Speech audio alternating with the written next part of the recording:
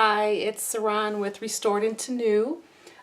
Today I wanted to do a video on how to do a blending technique using chalk paint. And we're going to use this table that I got for, I think $10. I paid for it at a yard sale. I've already started with the base coat, and which is also called the crumb coat. And it is Provence, Annie Sloan chalk paint. The color is Provence. And it's kind of a bluish teal kind of color. And it's a really pretty color. And I'm going to layer on top of it a dark blue that's called Napolenoic Blue. And that's also with Annie Sloan chalk paint. But I'm going to show you, it's kind of a wet blending technique. But it really looks pretty. So first I kind of looked at my piece to decide where I want the colors to be.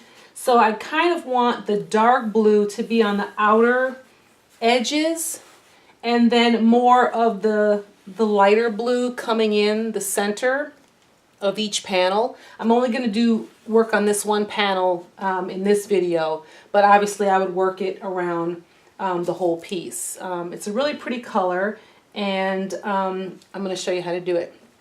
So this is my Napolenoic Blue, and this is my Provence. I don't know if you can see that. I don't want to roll off the plate. And I'm going to use water, okay, in a water bottle. And you want to spray, lightly mist the piece and make it wet. You want to start with a wet brush or a damp brush.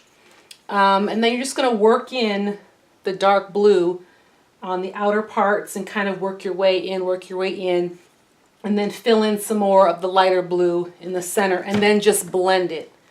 As you can see, the crumb coat, or the first coat that you put over the wood, you don't have to make it thick. You can make it thin because you're going to add so many layers of color on, it's going to cover the wood. So you can see it coming through in parts here, and don't worry about that because it's going to get covered through the layers that you're going to add to it. Okay, but it gives the blending colors something to grab onto to stay on the piece, and that's why it's called the crumb coat. It's what they use in the baking world, is that first layer of icing over the cake that collects all the crumbs and holds it, and then they put the icing on top of the crumb layer. Okay, so I'm going to lightly mist.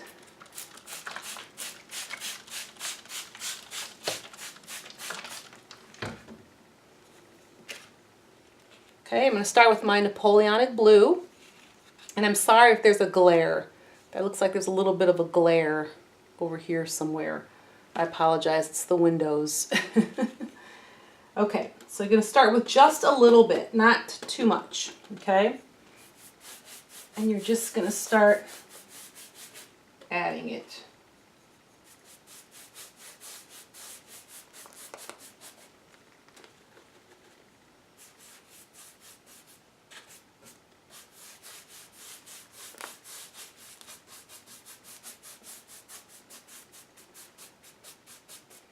And you don't want to worry about coverage, okay, too much. You see there's parts where the brush is not getting to getting down into that groove. Don't worry about that, okay? That's what gives it kind of the blending technique, okay? You want parts of the teal to stick through. And as you go along with the piece, it's going to dry a little bit, and then you'll feel kind of a drag in your brush. And that's when you know you need to spray a little bit more water on there to get that Napolenoic Blue to move over the piece. You want it to glide over, and that's what the water does. It helps it to glide over the crumb coat.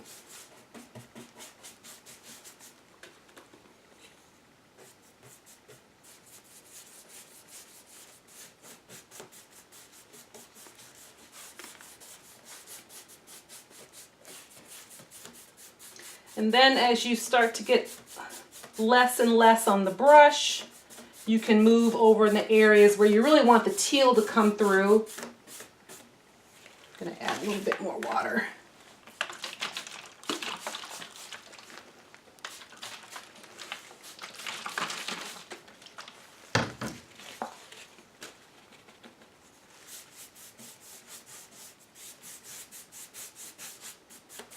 And don't worry about, you know, how it looks at first. Don't get worried like, oh my gosh, this looks like a hot mess. You can always keep going back over it, over and over it, until you get to the desired look that you want. Okay, you can always go back and add more of the Provence, or you can go back and add more of the Napolenoic Blue, and just keep playing with it until you get it where you want it.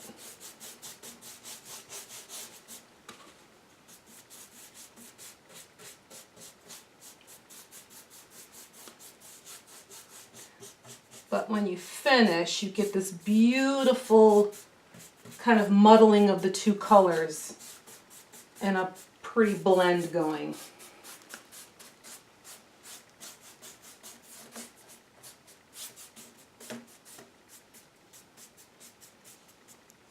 And don't clean your brush. As you're going back and forth from the two colors, you don't have to clean your brush because you're blending the two colors anyway. So just go right into the lighter color.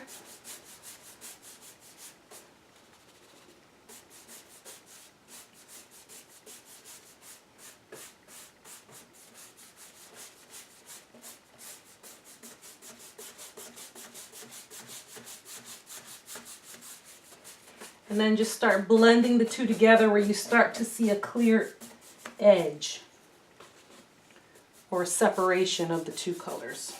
Just going to add a little bit more of the lighter in the center.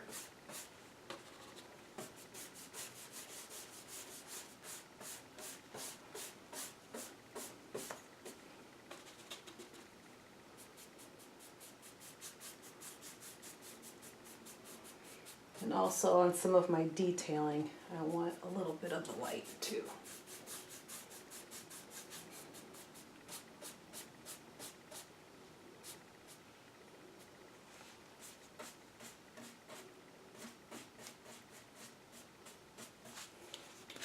And I'm going to go back and add more of the Napolenoic Blue.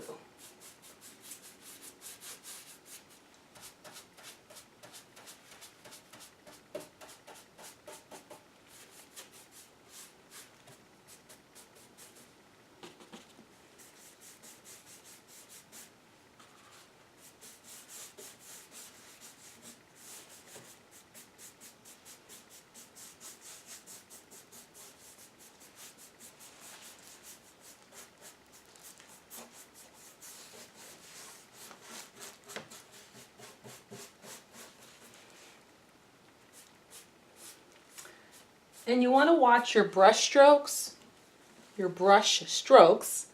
and have them going in line with the piece. So here you see the lines going back and forth, so you don't really want to brush up and down this way. Okay, but you do on the sides where the lines are going up and down. That's where you brush up and down. You want to go with the lines on the piece. And then in the center, you just, once you get done blending your colors, you want to finish it off by going up and down and connecting all of the colors together. But it's okay when you're first laying it on if you need to go across the grain, but make sure you go back over it and go with the grain.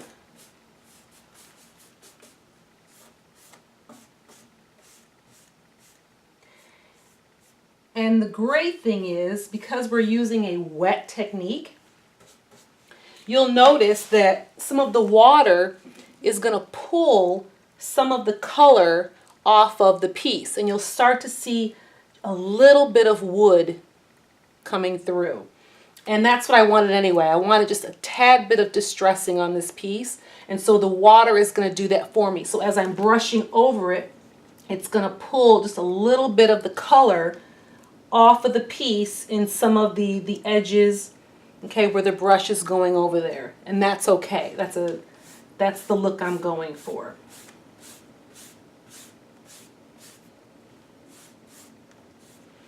So I wanted it to be a little lighter in the center. You can see that's not a glare, that's the lighter Provence that's coming through.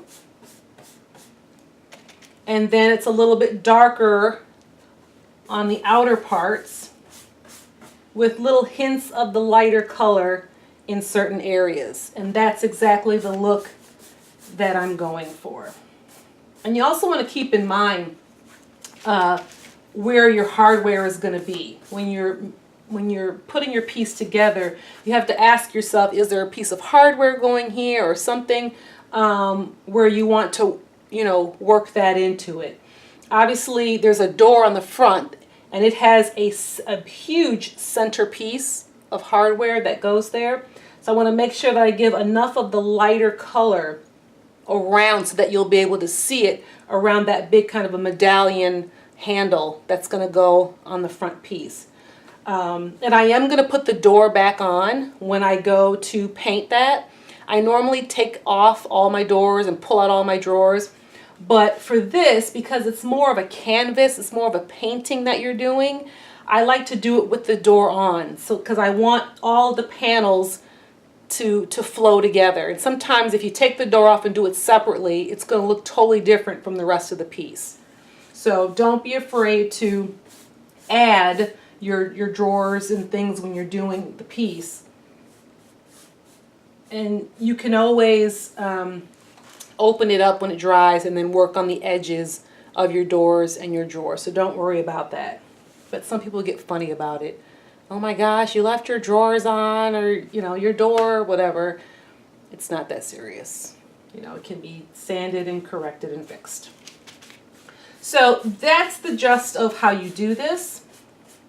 In the next video, I will show you how you can even add a third or fourth color with a small brush and add it in certain areas and blend it in really good. And then I'll show you how to top coat it. Thanks.